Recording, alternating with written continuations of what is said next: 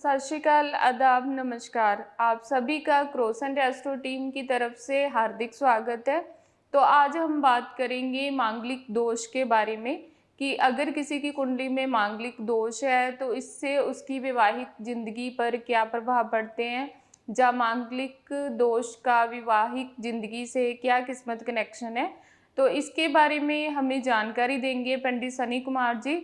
तो पंडित जी, स्वागत है आपका हमारी क्रोसेंट एस्ट्रो टीम में जी। तो पंडित जी, सबसे पहले तो हमारे दर्शकों को बताइए मांगलिक दोष होता क्या है। मांगलिक दोष होता क्या है। मैं आपको बताना चाहता हूँ कि मंगल दोष क्या होता है।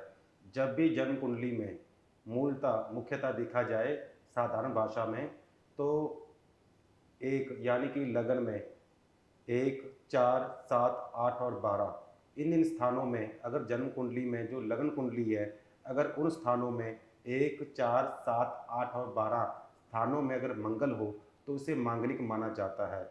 इसके अलावा अगर जातक की चंद्र कुंडली में इन स्थानों पर यानी कि 1, 4, 7, 8 और 12 में मंगल चंद्रमा के साथ है तो इसमें भी जातक को मांगलिक माना जाता है। इससे क्या होता है कि जो जातक मांगलिक होता है उसका जो साहस होता है, उत्तेजना होती है, क्रोध होता है, वह अधिक होता है। मैं आपको ये भी बताना चाहता हूँ, जी। कुछ ऐसी राशि भी होती हैं या कुंडली में ऐसे भाव भी होते हैं जिससे मंगल दोष नहीं माना जाता अगर उन स्थानों पर अगर मंगल दोष है। जैसे कि आपको बताना चाहता हूँ, लगन में मेष लगन यानी कि जो लगन यानी जो प्रथम भाव होता है हमारा लगन का, अगर उसमें मेष अथवा मकर राशि हो तो उसमें मंगल हो तो इससे क्या होता है कि मंगल दोष नहीं होता। द्वादश में धनु धनु राशि, चतुर्थ में वृश्चिक राशि अथवा सप्तम में वृक्ष अथवा मकर राशि तथा अष्टम में कुंभ राशि राशि या मीन राशि में स्थित हो तो इसमें क्या होता है कि जातक मांगलिक नहीं होता। अगर इन भावों में ये राशि आ जाए तो जातक मांगलिक नहीं होता। मांगलिक दो प्रकार के माने जाते हैं, एक पूर्ण मांगलिक और अर्ध मांगलिक, यानी कि पूर्ण मांगलिक और आंशिक। जो पूर्ण रूप से मांगलिक होते हैं उन पर मंगल ग्रह का ज़्यादा अधिक प्रभाव रहता है, जिससे क्या होता है कि वह मंगल के संपर्क में रहते हैं। जो अर्धमांगलिक होते हैं यानी कि जो पूरे 100% नहीं यानी 50% मांगलिक होते हैं, उन पर मंगल का मिला जुला सा प्रभाव रहता ही रहता है। जब भी हम किसी कुंडली को देखते हैं, जो जो स्थान मैंने बताए हैं और जो जो राशि मैंने बताई हैं, अगर उसका विचार किया जाए तो इससे पता लग सकता है कि जातक मांगलिक है या नहीं। इसके अलावा अगर किसी जातक की जन्म कुंडली नहीं है तो उसके उसके रूप से, उसके साहस से, जैसे कि अगर उस व्यक्ति को ज़्यादा गुस्सा आता है, गाली गलौज अधिक करता है या हिंसा प्रवृत्ति यानी मार कुटाई या लड़ाई झगड़े ज़्यादा वाद विवाद अधिक करता है, तो ऐसे जातक का भी कुंडली में देखा जाता है कि मांगलिक होता ही होता है। क्योंकि जो मांगलिक व्यक्ति होता है उसे गुस्सा अधिक आता है, छोटी छोटी बात को लेकर बड़ा भतंगर खड़ा कर देना इन मांगलिक राशि वालों को विशेषता होती है। क्योंकि ऐसे जातक मांगलिक राशि वाले जातक को क्या देखा जाता है कि ऐसे जातक को धोखा, झूठ बिल्कुल पसंद नहीं होता। जब मांगलिक व्यक्ति किसी दूसरे व्यक्ति के साथ या दूसरे व्यक्ति के साथ रहते हैं तो ये देखा जाता है कि वे अपने जैसे लोगों के साथ रह के खुश रहते हैं। यानी कि अगर वह खुद मांगलिक है तो उसके मित्र वर्ग या उसके दोस्त होते हैं वह भी उसी प्रवृत्ति के, उसी उनका भी जो रंग रूप होता है, उनकी प्रकृति भी उनके अनुकूल मानी जाती है। तो पंडित जी, कैसे पता करें कि कोई जातक जो है उसे मंगल दोष है या नहीं है। इसका बहुत अच्छा प्रश्न है जी आपका। अगर जातक की कुंडली नहीं है तो इसका पता करने का सबसे अच्छा उत्तम उपाय ये है कि जातक को गुस्सा अगर ज़्यादा आता है, क्रोध अगर ज़्यादा आता है, परिवार लोगों के साथ लड़ाई वाद विवाद करता रहता है। दूसरा, अगर जातक कोर्ट कचहरी या सरकारी क्षेत्र में उलझ रहा है, क्योंकि जो जो जातक मांगलिक होता है वह जातक रिस्क वाले काम जिसमें खतरा होता है, खतरे को ज़्यादा जोखिम लेता है, यानी ऐसा जातक रिस्क वाले काम अधिक करता है।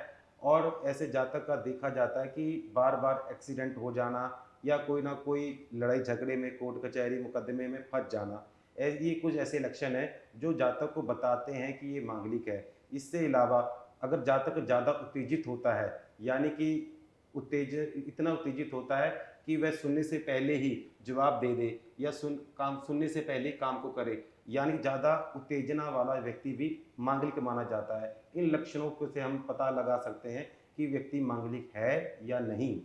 जी। तो पंडित जी, कई बार क्या होता है कि जातक की शादी हो गई, लेकिन उसको शादी के बाद पता चल रहा है कि उसका जो जीवन साथी है वो मांगलिक है। तो फिर उसके बाद उसे ऐसे कौन से उपाय करने चाहिए?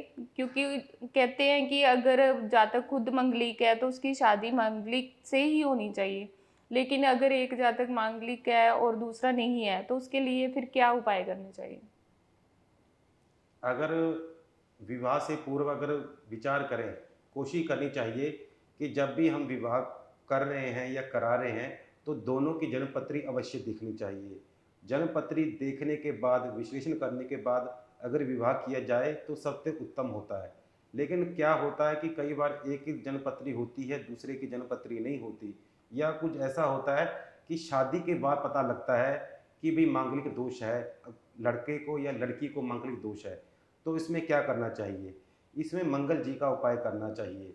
मंगल जी का उपाय, मंगलवार को, प्रत्येक मंगलवार को हनुमान जी को 2 पान, मीठे पान, पूजा वाले पान होते हैं वह चढ़ाने, बूंदी के लड्डू अर्पित करना, 2 केले अर्पित करना करना बहुत शुभ माना जाता है। इसके अलावा आँख के पत्ते पर श्री राम जी का नाम अंकित कर कर हनुमान जी को वह माला गले में पहनानी चाहिए, और प्रत्येक मंगलवार को हनुमान चालीसा का पाठ करना, सुनना, व्रत करना ये उत्तम माना जाता है। मंगल संबंधी दान करना चाहिए, जैसे लाल कपड़े का दान करना, तांबे का दान करना, मसूर की दाल का दान करना, फल का दान, लाल फल हो तो ज़्यादा उत्तम होता है। अगर ये दान किए जाए धार्मिक स्थल पर प्रत्येक मंगलवार, तो जातक को मंगल संबंधी जो अनिष्ट दुष्परिणाम भुगत रहे हैं वह भुगतने नहीं पड़ते, यानी उससे वे बच जाते हैं। इसके अलावा सुंदरकांड का पाठ मंगलवार को किया जाए, बंदरों को गुड़ चने का प्रसाद चलते दरिया में खोटे सिक्का या फिर तांबे का सिक्के का जल प्रवाह करने से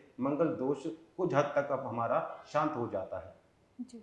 अगर कोई जातक मांगलिक दोष वाले जातक से शादी करता है, तो क्या होता है पंडित जी? अगर कोई व्यक्ति मांगलिक है और दूसरा जो पार्टनर है या जो साथी, जीवन साथी वह मांगलिक नहीं है, तो इसके कुछ ऐसे परिणाम होते हैं जो आपको पता लग जाता है कि भाई वह मांगलिक है या नहीं। उसका क्या लक्षण होते हैं मैं आपको बताना चाहता हूँ। पहली बात, अगर मान लीजिए कि लड़का मांगलिक है, लड़की मांगलिक नहीं है, तो लड़के का जो कारक है मंगल, ये खून का तत्व है, यानी खून तत्व से इसका कारक माना जाता है। जो जातक मांगलिक होता है, वैसा जातक छोटी छोटी बात को लेकर, छोटी छोटी बात को नोट करता है, ध्यान में रखता है, और ऐसा जातक के बारे में देखा जाता है कि हिंसा करने में, यानी कि मार धार करने में भी ऐसा जातक हिचकिचाता नहीं है। मतलब ऐसा जातक अगर लड़ाई हो जाती है तो ऐसा जातक जातक पीछे नहीं हटता, ऐसा जातक ज़्यादा लड़ाई करता ही करता है, वाद विवाद करता ही करता है। जो जातक मांगलिक होते हैं वे क्या करते हैं, थोड़ इतना अपनी धर्मपत्नी को या अपने जीवन साथी को इतना तंग करते हैं किसी न किसी तरीके से कि दम जो उसकी जो जीवन साथी होती है या तो उसको छोड़ के चली जाती है या तलाक ले लेती है, या ऐसा भी होता है कि उसको पति को जो मांगलिक है उसको तलाक देकर हमेशा के लिए चली जाती है। और ये भी देखा जाता है कि जो जातक लड़की या लड़का मांगलिक होता है उसकी उम्र उम्र पे भी प्रभाव पड़ता है। मान लीजिए कि लड़का मांगलिक है, लड़की मांगलिक नहीं है, तो लड़की बीमार रहने लग जाना, डिप्रेशन रहना, और सेहत उनकी खराब रहने लग जाती है। और अगर लड़की मांगलिक है, लड़का मांगलिक नहीं है, तो क्या होता है कि लड़की गुस्सैल होती है, इतनी क्रोधी होती है कि पति को डांट डांट के उसका जीना हराम कर देती है। जी। और ये भी देखा जाता है कि जब पत्नी का मंगल ज़्यादा खराब होता है तो ऐसी लड़कियों का जो मांगलिक होती है गुस्सा है इनका बहुत खराब रहता है, यानी कि गुस्से में ये नहीं देखती कि क्या उचित है क्या अनुचित है। मंगलिक जो लड़के लड़की होती हैं ये अपने पैर पर आप कुल्हाड़ी मारते हैं, यानी कि गुस्सा इनका कंट्रोल नहीं होता, और गुस्से के कारण ये अपने बने बनाए दाम्पत्य जीवन को खराब कर लेते हैं। अगर ये व्यापार कर रहे हैं, पार्टनरशिप कर रहे हैं, तो उस समय भी गुस्से के कारण, मतभेद के कारण क्लेश कर लेते हैं जिससे उनको लाभ नहीं होता। ये कुछ ऐसे लक्षण हैं जो बंदे के जो जातक है जो स्वभाव में प्रदर्शित होते हैं, यानी कि ऐसे जातक जो मांगलिक होते हैं इनका जो स्वभाव होता है ये ऊर्जावान तो रहता ही रहता है, लेकिन ऐसे जातक का ये भी देखा जाता है कि सुनते बाद में पहले काम करते हैं। मतलब कि उत्तर पहले दे देते हैं, जवाब का पता नहीं लगता। मतलब कि ऐसे जातक का देखा जाता है कि ऐसे जातक गुस्से तो होता ही होता है, इनका मन अशांत रहता ही है और ऐसे जातक लड़ाई के बहाने ढूँढते ही ढूँढते हैं। जी। मतलब ऐसे जातक को कोई ना कोई बहाना ढूँढना जिससे कलह कलेश हो। ऐसे जातकों को जो मांगलिक होते हैं, लड़ाई झगड़ों से कलेश से इनको आनंद आता है। जो सामान्य व्यक्ति होता है वह तो लड़ाई झगड़ों से दूर रहता है, शांत रहना पसंद करता है। लेकिन जो मांगलिक होते हैं व्यक्ति, वह उनका जो वातावरण होता है वह मांगलिक लोगों के साथ गुस्सा, गाली गलौज करना, मारधाड़ करना, हिंसा प्रवृत्ति करना, ऐसे लोगों के साथ रहता ही रहता है। पंडित जी, अगर कोई जातक मंगल दोष से पीड़ित है, तो क्या मांगलिक जो जातक है, उसका विवाह गैर मांगलिक के साथ हो सकता है? अवश्य, अवश्य हो सकता है। कारण किया जाता है कि ज्योतिष शास्त्र में माना जाता है कि जैसे जहर को जहर काटता है, लोहे को लोहा काटता है, उसी प्रकार मंगल दोष वाला अगर व्यक्ति है, मंगलिक को मांगलिक ही काट सकता है। लेकिन ज्योतिष का एक अन्य मत भी है, उसके अनुसार देखा जाए तो अगर 1, 4, 7, 8 और 12 यानी कि प्रथम में, चतुर्थ में, सप्तम में, अष्टम में, द्वादश भाव में, अगर इन स्थानों पर शनि, राहु या केतु ग्रह हो लड़के की कुंडली में, मान लीजिए कि अगर लड़की मांगलिक है, अगर लड़के की कुंडली में इन स्थानों पर अगर पाप ग्रह आ जाए, शनि राहु केतु आदि कोई ग्रह आ जाए, तो इससे क्या होता है कि मांगलिक दोष भंग हो जाता है। जी। तो इसे हम कह सकते हैं कि अगर कुंडली में किसी एक की मांगलिक है, दूसरा मांगलिक नहीं है, लेकिन उनकी कुंडली में वही उसी उन स्थानों पर अगर पाप ग्रह बैठे हैं, तो ऐसा जातक विवाह कर सकता है। तो इसमें क्या होता है, मंगल दोष परिहार हो जाता है, यानी मंगल दोष हमारा शांत हो जाता है। इस अवस्था में करा सकते हैं। लेकिन इस बात का भी ध्यान देना चाहिए कि अगर कुंडली में जो जो स्थान हमने बताए हैं, जैसे कि प्रथम स्थान जो लगन होता है, चतुर्थ स्थान, सप्तम, अष्टम और द्वादश भाव में अगर कोई पाप ग्रह नहीं है, तो ऐसे जातक को कभी भी भूल कर भी मांगलिक लड़का या लड़की से शादी नहीं करनी चाहिए, अन्यथा दाम्पत्य जीवन में कलह क्लेश उत्पन्न हो जाता है। तो पंडित जी, जैसे हम मंगल दोष के बारे में बात कर रहे हैं, तो मंगल दोष किसी की भी कुंडली में कितने साल तक रहता है? और इस दोष को दूर करने के लिए कौन-कौन से उपाय हमारे जातक कर सकते हैं? मुख्यतः देखा जाए तो जो मंगल दोष होता है, ये इतना तीव्र होता है क्योंकि कुंडली में अगर दोषों की बात की जाए तो मंगल दोष को प्रभावी दोष माना जाता है। इसके कुछ लाभ भी होते, कुछ हानि भी होती है। लाभ ये होता है कि जातक को भूमिवान का सुख तो रहता है, लेकिन दिक्कतें ये होती हैं कि जातक को दाम्पत्य जीवन में अड़चनें आती ही आती हैं, व्यापार में दुर्घटना आदि के योग बन जाते हैं। मूलतः देखा जाए तो 28 वर्ष तक, जब तक जातक की उम्र 28 वर्ष नहीं हो जाती, तब तक इसका मंगल का प्रभाव पूर्ण रहता है। जैसे जातक की 28 आयु पार कर जाती है, तो मंगल दोष है वह क्षीण हो जाता है, यानी कि कम हो जाता है। और जब ये कम हो जाता है, तो जातक को मंगल के दुष्परिणाम नहीं भोगने पड़ते और उनका जो स्वभाव है वह भी पहले के मुकाबले बदल जाता है।